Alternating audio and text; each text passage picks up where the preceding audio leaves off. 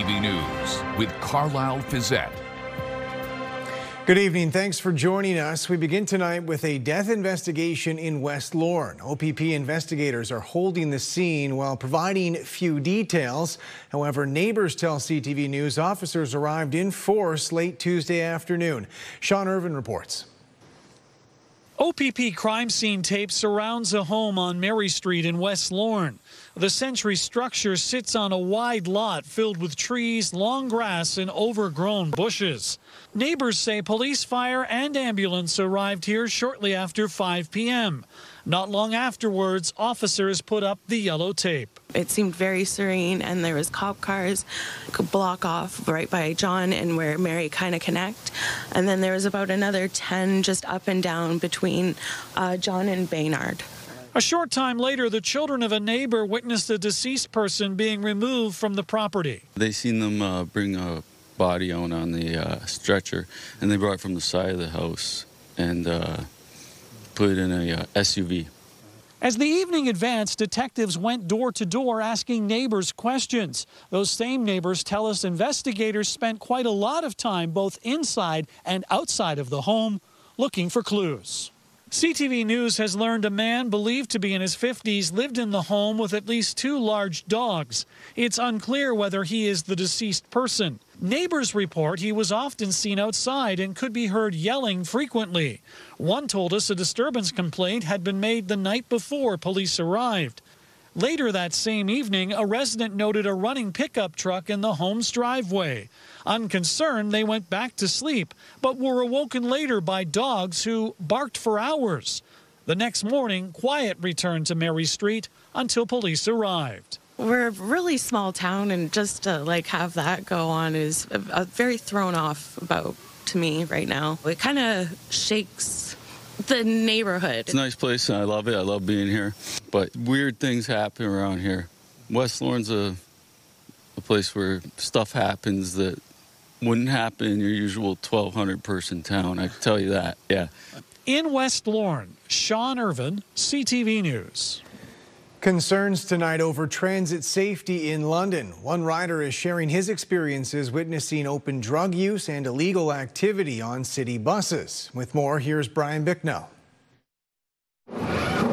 Bus rider Todd Rocheleau says a frightening experience that began at this East London bus shelter last Saturday was the last straw. There was a couple of men in the gas station parking lot throwing things around, yelling obscenities. Driver let them onto the bus in this state, so well aware, had a glass pipe in their hand as they entered the bus. These guys couldn't even hardly walk straight. They were so under the influence, walking up and down the aisles, just creating a very dangerous environment for everybody. Rocheleau has launched an online petition calling for increased safety measures on LTC buses.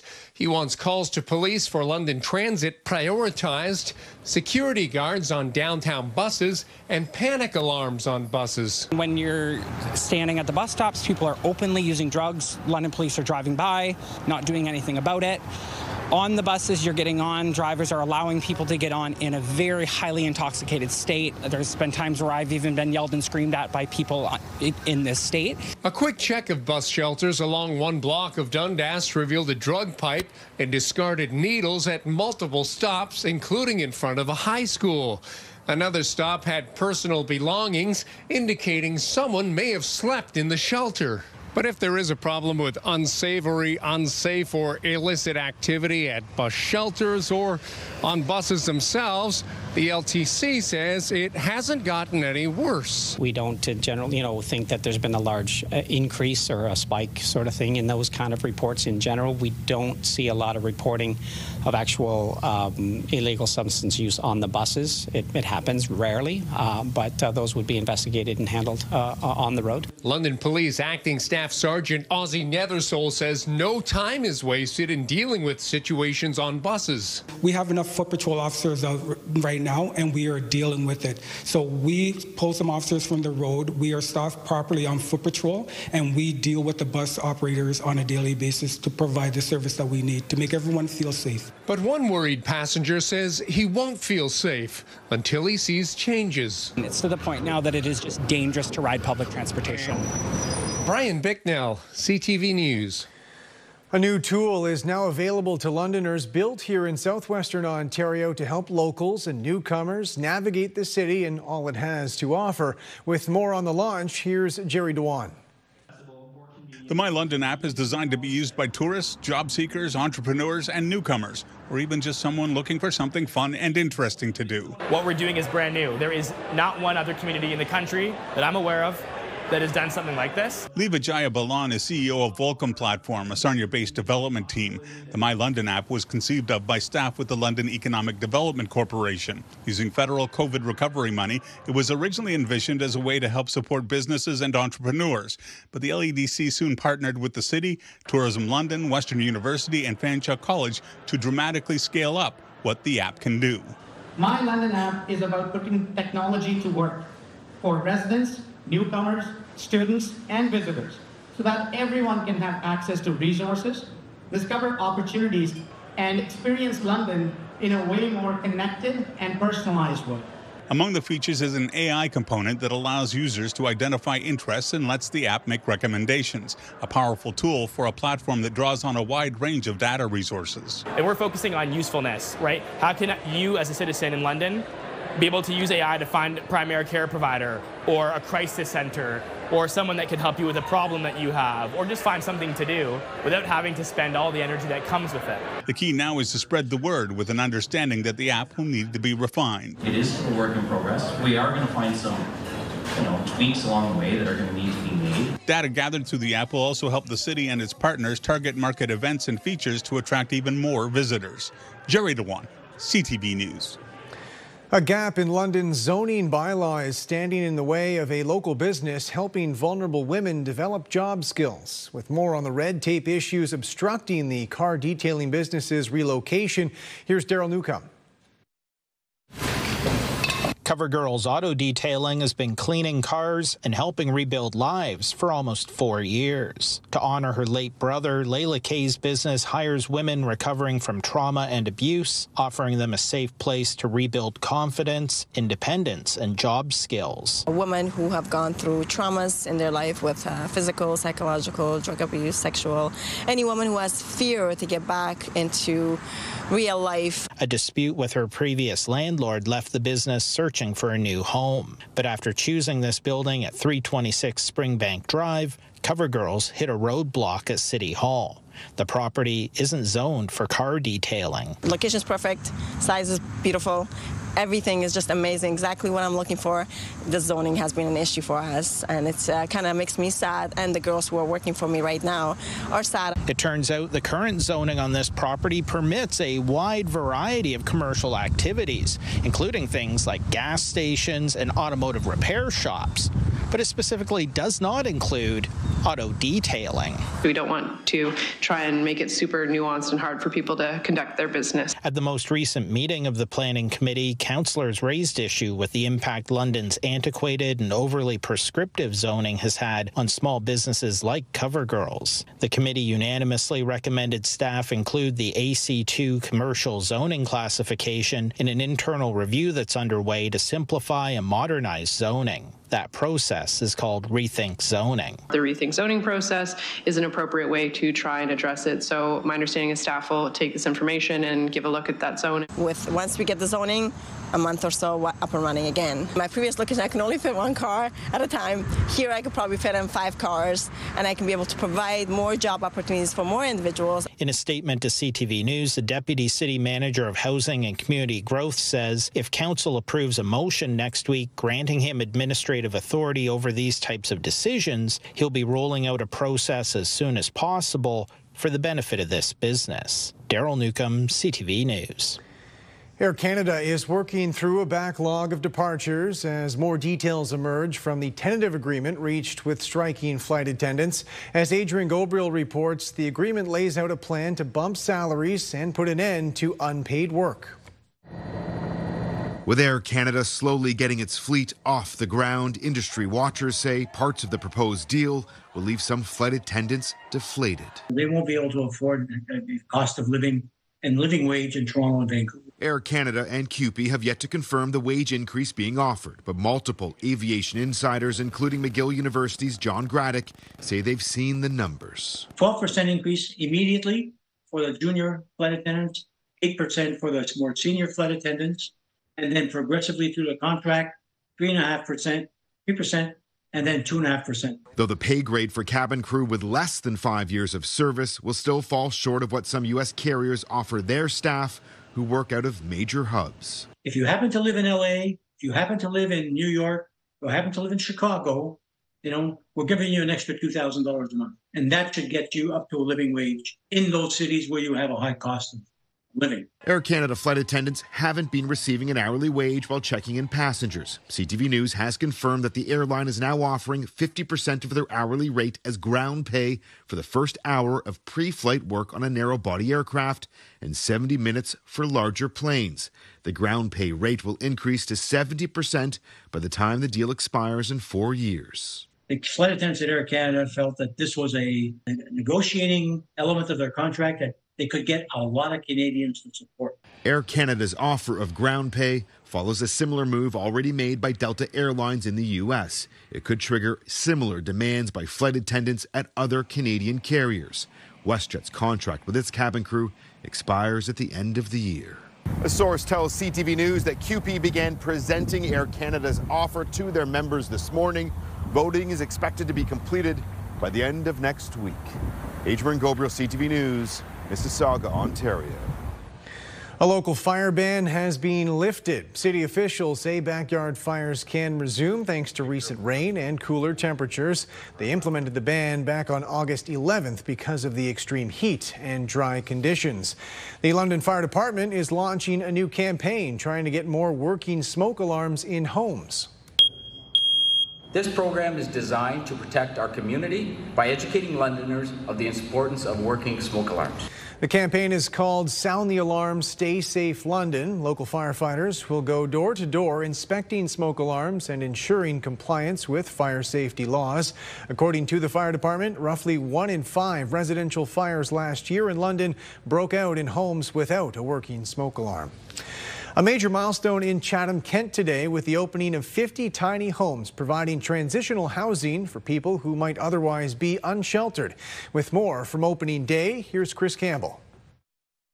50 tiny transitional cabins are ready to house some of the community's most vulnerable. Councillor Anthony Sakachi says it's about giving people stability. There's a lot of wraparound services that are going to be on place and on site, coaching, as well as different types of social services here. So it's not just a roof over your head, but it's also some support systems that are in place to assist through that standpoint. But not everyone from the encampments will relocate here. We have around 40 individuals right now that are currently housed at the transitional temporary shelters here. I think that we have a room for 10 more. We have nearly 250 homeless individuals in Chatham, Kent.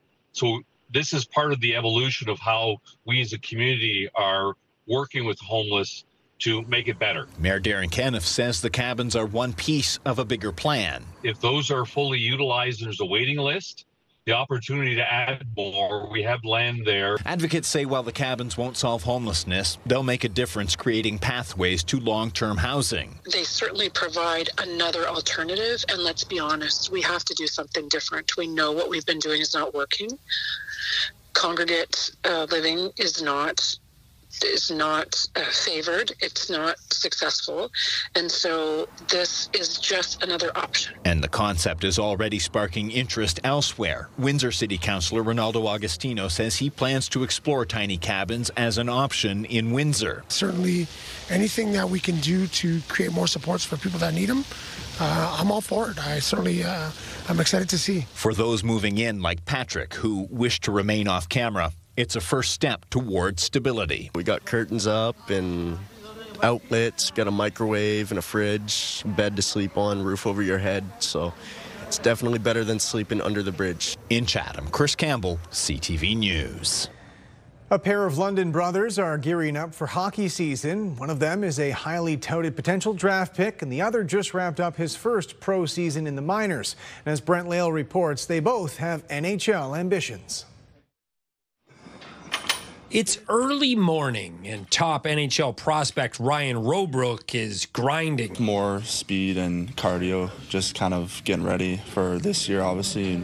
Want to be just in your best shape or whatever, and then obviously you got the NHL Combine coming up, so just trying to prepare, get to your full strength at the max cardio. Robrook fires, scores! The Londoner is coming off a 41-goal season in Niagara and is a projected top 10 pick in next year's NHL draft. His older brother Dylan is on the verge of the NHL after a 20-goal season in the American League. I just get bigger, stronger, faster, and speed, my acceleration, my conditioning, just trying to get better there because you can always improve on those things. The game's all about speed now, so you got to be able to play fast to play up there. After more than an hour at the gym, it's off to Western Fair Sports Center for on-ice work. They got all the skill on the ice. They just got to work on their first 3 steps, get super explosive off the line. We want to make them strong as possible. A lot of rotational strength, a lot of plyometrics we do with these guys in here to get them going. Ryan is putting in the work, knowing he'll have scouts watching him closely in his draft year. Something that's always on your mind is growing up as a kid, you want to make the next level as you keep going into the NHL. And I think just kind of this year, just kind of do what I can, just play my best every single night, give it my all, and hope for the best on that draft day. Their off-season has become a friendly competition. Pushing each other, I mean, we've been doing that since we're little guys down in our basements. So, I mean, it's always a battle when we're in here, who can do better, who can push more weight, who's stronger. So it's good to have each other here to push each other. Brent Lale, CTV News. Still ahead, a local dirt bike dynamo, the teenage rider about to compete for Canada on the international stage.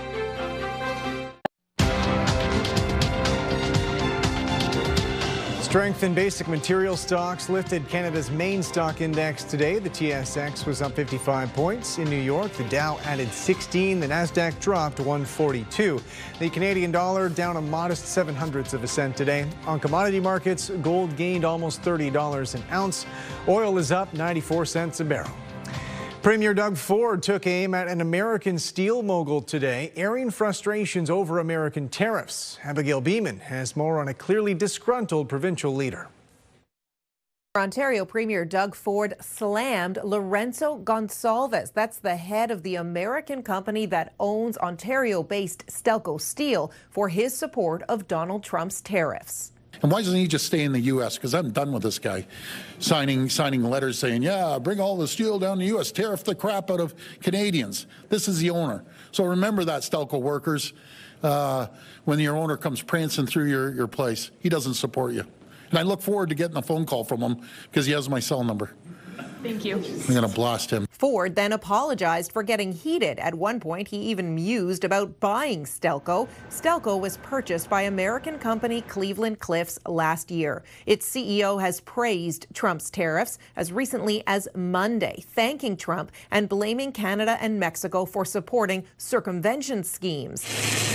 That's the day Trump expanded 50% steel and aluminum tariffs to more than 400 additional categories. The Canadian Steel Producers Association is calling for tariffs on American steel coming into Canada. You know, sort of an elbows down approach. There is no room for that in the steel industry today. Those tariffs have to go up as fast as possible. Steel producers calling the expanded tariffs on everything from lipstick to strollers another death blow for the integrated North American economy. Abigail Beeman, CTV News, Ottawa.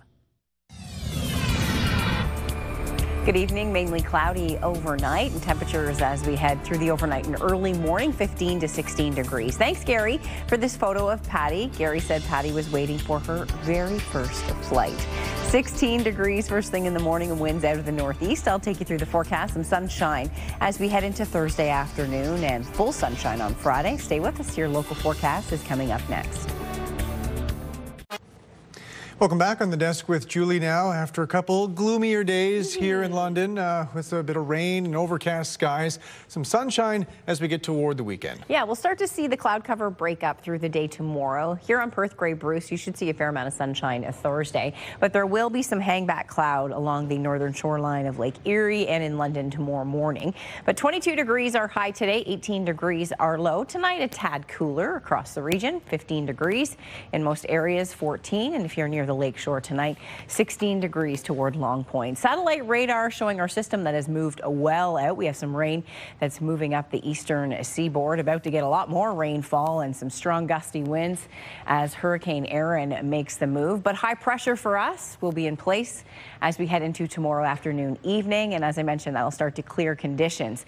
A massive hurricane, as you can see, affecting the Carolinas tonight, and that will continue its trek along the coast. But you can see it'll stay fairly far out. That doesn't mean that hurricane force winds will not be moving in coastal areas. So there'll be extremely rip currents, there'll be high waves and strong winds, but you can see how far south it is from the Maritimes. So that's some good news and weakening as we head into Sunday and Monday. Back here at home, high pressure, yes, over the Great Lakes, and that area of high pressure will be in play as we head into tomorrow afternoon with lots of sunshine in the forecast on Friday. There's a cold front coming through over the weekend. This will be a leading edge of a much cooler air mass that will arrive heading into Monday. So what will happen is a cold front will push through, and there'll be an area of low pressure that will be stalling over James Bay next week, and that will bring in some cool temperatures. So what will happen is we'll see these cool waves coming over the Great Lakes and waves of air, and that will lead to some temperatures dropping off and a bit below normal as we head into Monday and Tuesday, and a cooler end to the month of August. Your Thursday forecast, 26 degrees, cloudy first thing in the morning, but breaks of sunshine heading into the afternoon. The high 26. Full sunshine for your Friday, a gorgeous day at 28 degrees. A bit more in the way of cloud cover on Saturday, cloudy with sunny breaks. The cold front will come through, and then on Sunday expecting a mix of sun and cloud, 25. 19 on Monday, Tuesday into Wednesday, daytime highs just 20 to 22. So this time of year when we see a cool air mass like that move in, it has everyone thinking fall-like conditions. And yes, we are expecting temperatures as we even wind up the month of August will be cooler than average.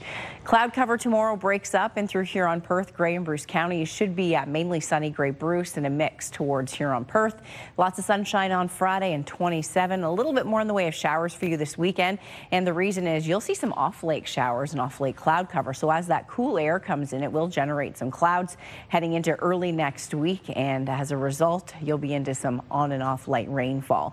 In terms of daytime highs, early next week, 19 to 20 degrees, and even a night where the temperature drops into the single digits. So Tuesday night into Wednesday morning, expecting to dip down to 9. So some nice conditions tomorrow. A mix of sun and cloud in Midwestern Ontario. Daytime highs in the upper 20s, and it will feel like the low 30s. Carlyle, back to you.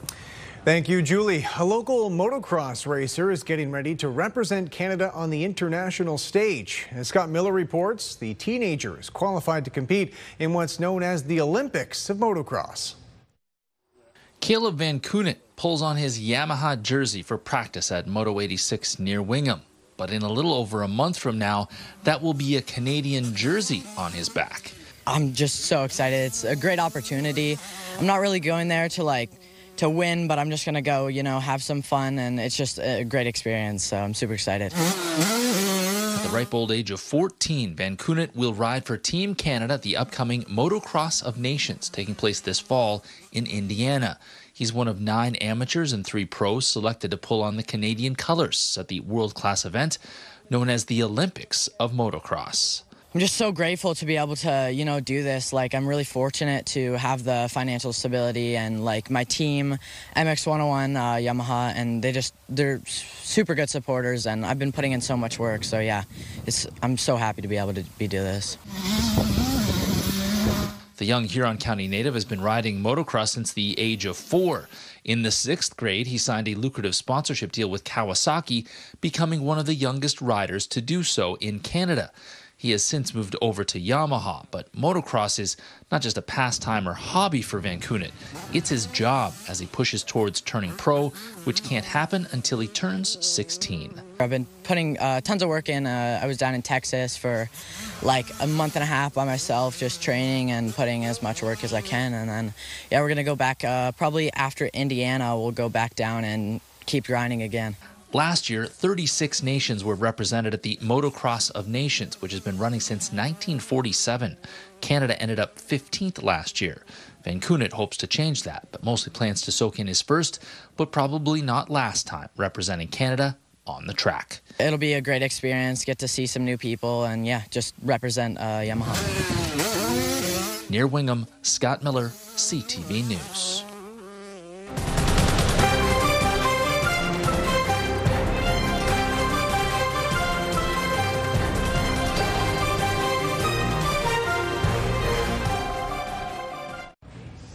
Finally tonight, it's not a literal needle in a haystack story, but you can't get much closer than this. A husband in BC determined to find his wife's missing wedding rings.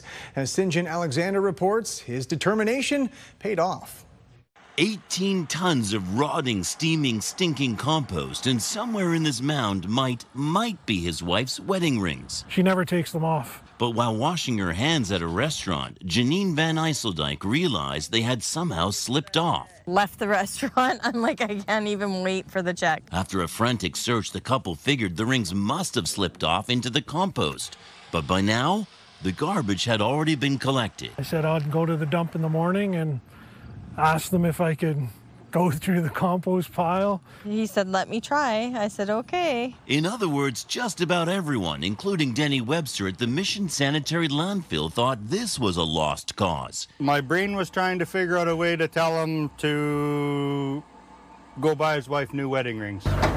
However, admiring the dedication, I was grabbing it from there. Webster dug out smaller piles for Steve Van Ijsseldijk's smelly treasure hunt. When he has something on his mind, he makes sure he does it. Bit by bit, he began to recognize his own waste. A popcorn bag, he yelled out. Oh, there's my sausages. And if you can believe it, he suddenly had one ring. And within an hour, he had them both. And it was all slimy with popcorn and butter. So he called his wife and told her the news. She basically broke down crying, cried all the way home, she said. Well, yes, because I know how much he loves me that he's willing to go through a rotten, stinky compost pile. I don't think he really believed that he had found it, even though he had them both in his hands. The chances of a happy ending were unlikely. It's not the money, it's the sentimental value. It's the money. But Van Ijsseldijk refused to believe the impossible. I think he would have dove in here if I wasn't here. St. Alexander, CTV News, Mission. And before we go tonight, a shout out to our director, Joel Merritt. In about 30 seconds, his time at CTV London will come to an end. There he is, waving behind me. He's been calling the shots here for a decade behind the scenes, and he's moving on to a new opportunity, which he's very excited about, but we're certainly going to miss him here. That's it for us. Thanks for watching. Have a good night.